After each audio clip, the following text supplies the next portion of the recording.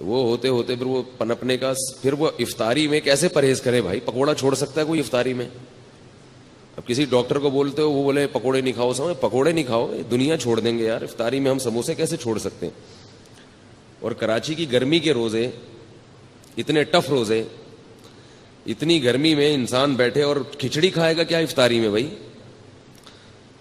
تو ہم کہتے ہیں بھائی آدمی کچھ کھائے تو تمیز کے ساتھ. اور یاد رکھو یہ پکوڑا اتنا نقصان دہ چیز نہیں ہے جتنا اس کو بدنام کیا جاتا ہے. بات میں آ رہا ہوں موضوع کی طرف. چھوٹا سا آپ کو ایک ہلکی سی بات افطاری کے حوالے سے بتا دوں. سموسے نقصان دیتے ہیں، پکوڑے نقصان نہیں دیتے. سموسے میدے کے بنے ہوئے ہوتے ہیں، وہ نقصان دیتے ہیں. سموسہ اگر کھانا ہے اندر کے آلو نکال کے کھا جاؤ،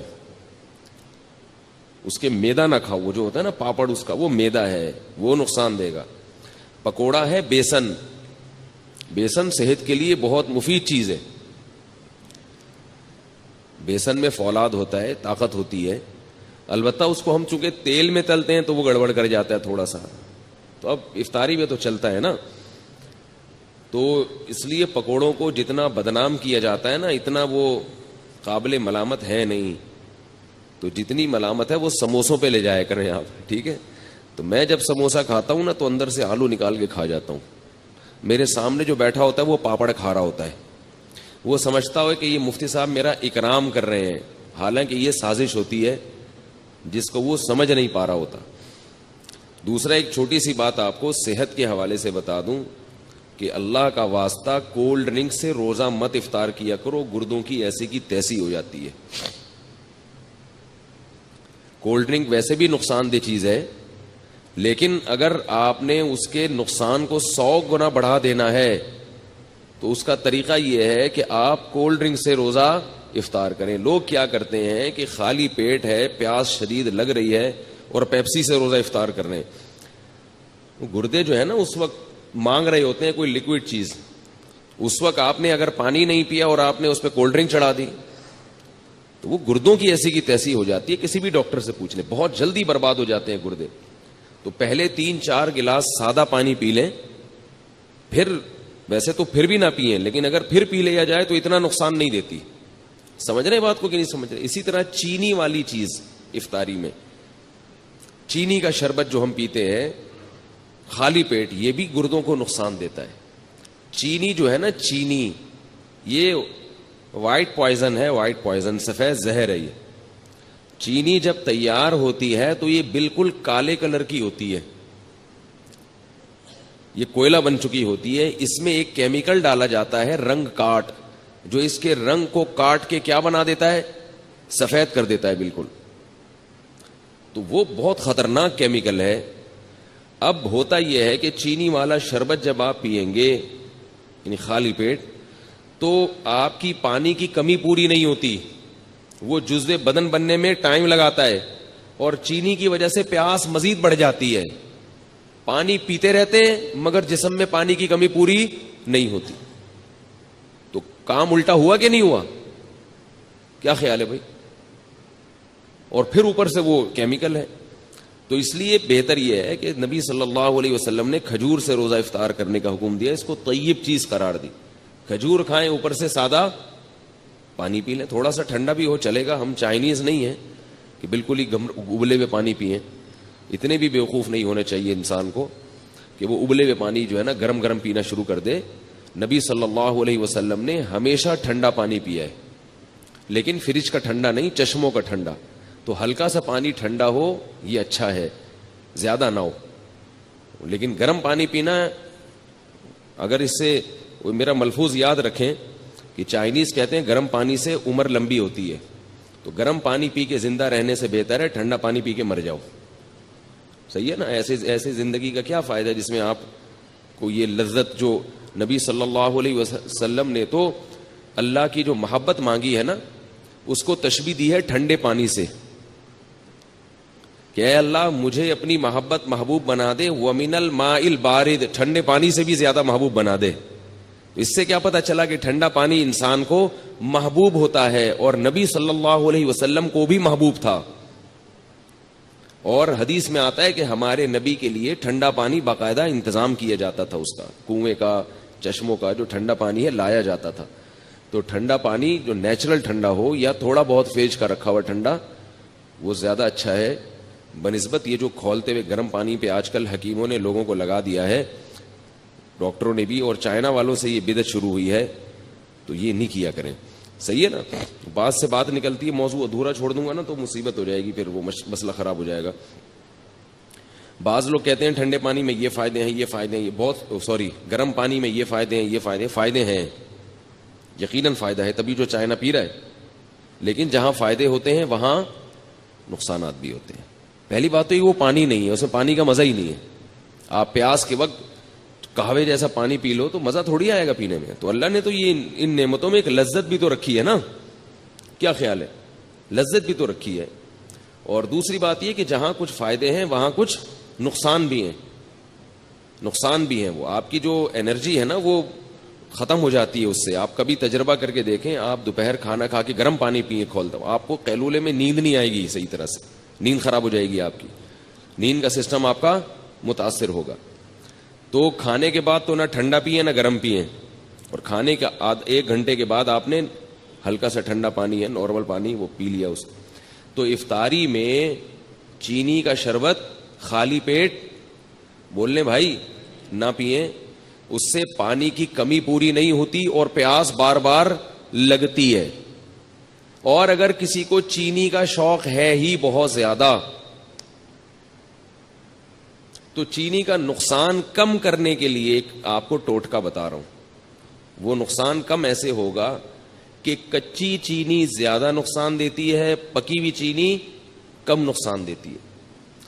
میں نے گھر میں حکم دیا ہوا ہے, حکم کیا, گزارش کی ہوئی ہے گھر والوں سے, حکم کہاں بھائی, ریکارڈ ہو رہا ہے بیان, گزارش کی ہوئی ہے کہ چینی کو پانی میں ڈال کے ابال لو اور اس کا شیرہ بنا لیں. چینی کو نا خوب اچھی طرح پکائیں, پانی میں ڈال کے بہت اچھی طرح پکائیں, خوب اچھی طرح پکا کے نا اچھی طرح بوائل کر کے اس کا شیرہ تیار کر کے بوتل میں بھر کے رکھ لیں. وہ پکی ہوئی چینی ہے, اس میں جو اس کے کیمیکل ہے نا وہ جلنے اور پکنے کی وجہ سے اس کے زہریلی اثرات ختم نہیں ہوتے, کم ہو جاتے ہیں. آ رہی ہے بات, ختم نہیں ہوتے, کم ہو جاتے ہیں. تو اب اگر وہ شربت میں ڈال کے پیئیں گے تو نقصان تو پھر بھی ہوگا مگر کم ہوگا. شربت میں یا کھیر میں یا حلوے میں جو بھی آپ لوگ کھاتے ہیں, ہم نہیں کھاتے حلوہ بھائی, ٹھیک ہے نا, تو وہ نقصان کم ہو جائے گا. اسی طرح نمک جو ہے نا, نمک وہ بھی کچا زیادہ نقصان دیتا ہے, پکا ہوا بول لیں کم نقصان. یہ جو کچا نمک ہے نا اس سے بلڈ پریشر کا مسئلہ کھڑا ہوتا ہے. کچا نمک کھانے میں اوپر سے نمک ڈال دیا. اسی طرح جو آٹے میں نمک ڈلتا ہے, ہوتا تو آٹے میں نمک کے برابر ہے وہ, مگر چونکہ وہ کچا رہ جاتا ہے, روٹی جب پکتی ہے نا تو اندر نمک نہیں پکتا اس میں صحیح طرح. تو جو بلڈ پریشر کے مریض ہیں وہ لوگ جب یہ روٹی کھاتے ہیں تو کھاتے ہی ان کا بی پی ہائی, اور پھر الٹی الٹی باتیں پھینکنا شروع کر دیتے ہیں. وہ دیکھا ہوگا آپ نے, کھانا کھاتے ہی پڈا ہو گیا گھر میں. تو اس کا حل یہ ہے, یہ میں ہوائی باتیں نہیں کر رہا, بڑے بڑے ڈاکٹروں کی بات کر رہا ہوں, اور جن لوگوں نے اس پہ کنٹرول کیا ان کے گھر سے بلڈ پریشر کی بیماری ختم ہو گئی. تو اس کا بھی طریقہ یہ ہے کہ یا تو روٹی میں نمک ڈالیں ہی نہیں, آٹے میں نمک ہی نہ ڈالیں, جو ڈالنا ہے سالن میں ڈال دیں, کیونکہ سالن والا نمک پک جاتا ہے. سمجھ رہے ہیں نا, جب سالن میں نمک ڈالا جاتا ہے تو وہ کیا ہو جاتا ہے, پک جاتا ہے. تو پکنے سے اس کے اثرات کم ہو جاتے ہیں. تو یا تو روٹی میں نمک ڈالیں ہی نہیں, اور اگر نمک ڈالنا ہے تو وہی طریقہ کہ جیسے چینی کا آپ نے شیرہ تیار کر لیا تو نمک کو بھی پانی میں ڈال کے اچھی طرح بوائل کر لیں, خوب اچھی طرح پکائیں اس کو, اور پھر وہ شیرہ یعنی نمک کا جو لیکوڈ ہے وہ آپ بوتل میں محفوظ کر لیں. کیا ہو گیا بھائی, بہت آپ کے فائدے کی بات کر رہا ہوں, آپ کے فائدے کی بات کر رہا ہوں. اور یہ ان کا چیزوں کا ہمارے دین اور مذہب سے بھی تعلق ہے. ہمارے نبی نے صحت کی حفاظت کا ہمیں حکم دیا ہے. خاص طور پہ بلڈ پریشر سے صحت خراب نہیں ہوتی, ایمان بھی خراب ہو جاتا ہے, گھر بھی خراب ہو جاتا ہے. جو بیوی کے مریض ہیں نا, طلاقیں بھی اکثر وہی دیتے ہیں, اور بچوں کو بھی اٹھا اٹھا کے کوٹتے رہیں گے, پھینکتے رہیں گے. جب اب بلڈ پریشر کے مریض ابا گھر آئیں گے تو بچے کانپنا شروع کر دیں گے. تو اس لیے نمک کا یہ طریقہ. تو چینی اور نمک آپ نے کیا کرنا ہے, پکا کے رکھیں گھر میں. اور اس کا بڑا فائدہ بھی ہے. جب چینی کا شیرہ تیار ہوتا ہے تو کسی بھی شربت میں اس کو گھولنا آسان بھی ہوتا ہے. شیرہ ہے وہ یوں کر کے لاؤ, لیکن اس کے لیے تھوڑی سی خواتین کو محنت کرنی پڑے گی, ٹھیک ہے نا. بہت محنت والا کام ہے یہ. اس میں خواتین کو دیگچی اٹھانی پڑے گی سب سے پہلے, ٹھیک ہے نا. پھر وہ پانی ڈالنا پڑے گا اس میں, پھر اس میں چینی الٹنی پڑے گی, پھر چولہا جلانا, یا تو اس کے ذریعے جلائیں گی یا ماچس کے ذریعے, پھر ابالنا. تو کافی ٹینشن والا کام ہے, لیکن ایک دفعہ کی ٹینشن ہے, آپ کو یہ ٹینشن باقی ٹینشنوں سے بچا لے گی. اور بہتر تو یہ کہ چینی چھوڑ دیں, شہد کھائیں بھائی. کیا خیال ہے؟ شہد کا شربت اگر آپ افطاری میں پی لیں تو فائدہ ہی فائدہ. نہ صرف یہ کہ گردوں کو نقصان نہیں دے گا بلکہ فائدہ پہنچائے گا. تو آج کل کوئی اتنا مسئلہ نہیں ہے, شہد کوئی اتنی مہنگی چیز نہیں ہے, خالص ہونا چاہیے شہد. شہد کا جو ہے نا وہ پانی میں 2-4 چمچے گھول دیے, اس میں تھوڑا سا لیمن بھی ڈال دیا, اور لیمو ہونا چاہیے, کچھ اور نہ ہو. لیمو کے نام پہ آج کل مذاق بھی مل رہا ہے مارکیٹ میں. لیمن ہوتا ہے ایک جمیری ہوتی ہے, بالکل لیمو کی شکل کی ہوتی ہے, وہ نقصان دہ ہوتی ہے. تو آپ نے اس کو بولنا بھائی مجھے لیمو چاہیے, لیمو. تو لیمن کا آپ نے تھوڑا سا اس میں ڈال دیا, اور شہد بھی ڈال دیا, اور شربت. یہ سارے کام اپنے خرچے پہ کرنے, یہ پہلے بتا دوں آپ کو میں, ٹھیک ہے نا. ایسا نہ ہو مجھے فون کر کے آپ کہیں کہ آپ نے اتنے اچھے اچھے مشورے دیے ہیں. تو اب لیمو کا بھی, کیونکہ لیمو بھی ٹھیک ٹھاک مہنگا ہوا ہے, شہد تو ہے ہی مہنگی چیز. تو یہ آپ اگر پی لیں گے تو اس سے 2 فائدے ہوں گے. ایک تو سارا دن کی جو تھکاوٹ ہے آپ کی سیکنڈوں کے اندر دور ہو جائے گی. سمجھ رہے ہو فائدے گنے؟ پہلی بات کیا, سارا دن کی تھکاوٹ آپ کی دور ہو جائے گی. دوسرا فائدہ کیا ہوگا, لذت اور مزہ. شہد اور لیمن کا شربت ملا کے پیئے, مزہ نہ آئے پیسے واپس, بڑا مزہ آئے گا پینے میں. تیسرا فائدہ, آپ کے جسم کا کولیسٹرول بولے نا پگھلے گا, ہینڈسم اسمارٹ ہو جائیں گے, باریک ہونا شروع ہو جائیں گے. نتھر, یہ جو جتنے بھی آپ کے جسم میں فاضل اور فضول چیزیں جو صبح سحری میں کھا کے پیدا ہوئی تھیں, وہ کیا ہو جائیں گی, ختم ہو جائیں گی. نتھرنا شروع ہو جائے گا جسم, توند کم ہونا شروع ہو جائے گی آپ کی. سمجھ رہے ہو نہیں سمجھ رہے بھائی؟ اور چوتھا فائدہ کیا ہوگا کہ شہد میں اللہ نے روحانی برکتیں بھی رکھی ہیں. قرآن میں اللہ نے کہا نا فیہ شفاء للناس, تو اللہ نے تعریف کی ہے. تو جس کی چیز اللہ تعریف کرے ظاہر ہے اس میں جسمانی برکتیں بھی ہیں اور روحانی برکتیں بھی ہیں. تو یہ 4 چیزیں, اور پھر آہستہ آہستہ چینی سے جان چھوٹ جائے گی. یہ 5واں فائدہ ہوگا, شہد کی عادت پڑ جائے گی آپ کو کچھ دنوں میں.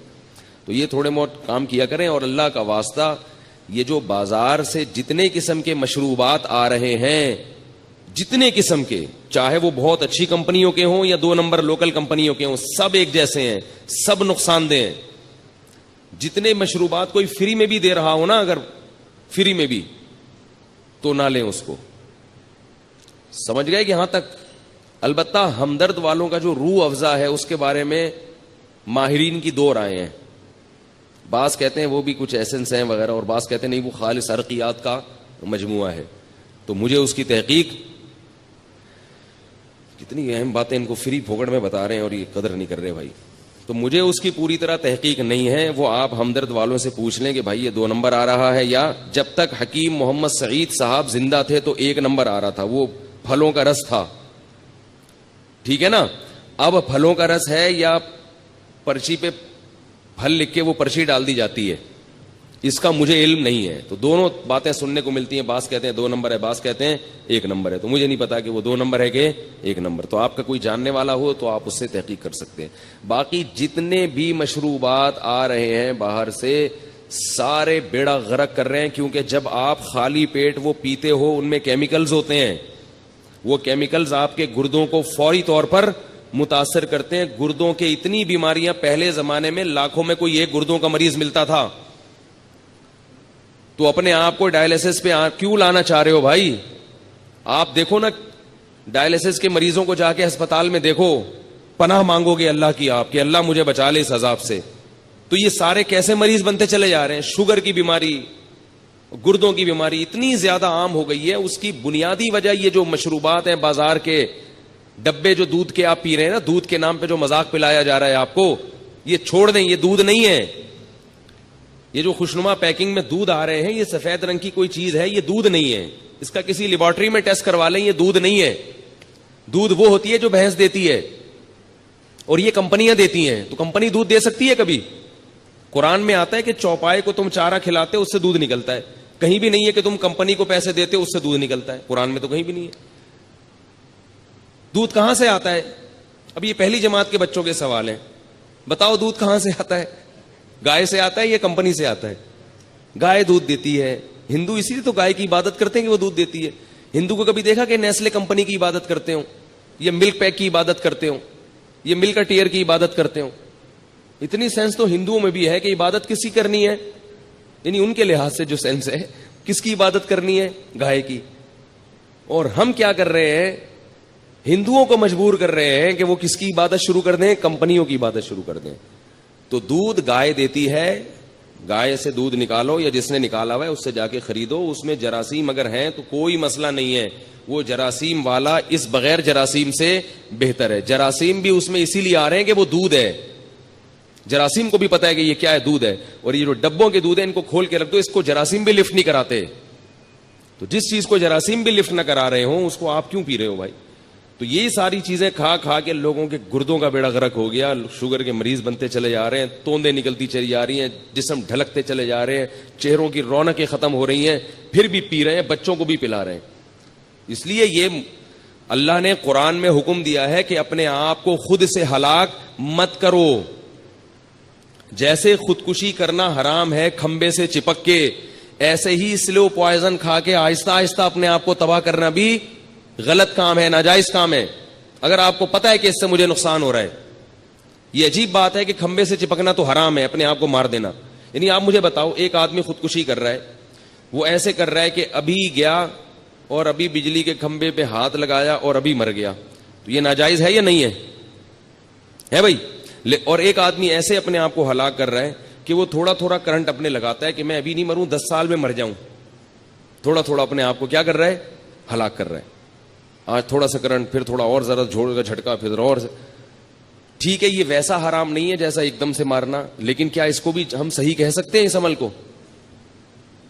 ہے بھائی زندگی کی حفاظت جب فرض ہے تو پھر وہ ہر لحاظ سے فرض ہے. تو اس طرح یہ چیزیں کھا کھا کے لوگوں نے، اور افطاری میں چونکہ زیادہ نقصان ہوتا ہے، تو رمضان تو اللہ نے ہمیں دیا، اس کی حکمتوں میں ایک حکمت یہ ہے کہ اس سے صحت اچھی ہوتی ہے. اور اوپر سے جتنی بیماریاں رمضان میں ہو رہی ہیں اتنی کسی اور مہینے میں نہیں ہوتی، کیونکہ وہ جو سارا جو ہے نا ترتیب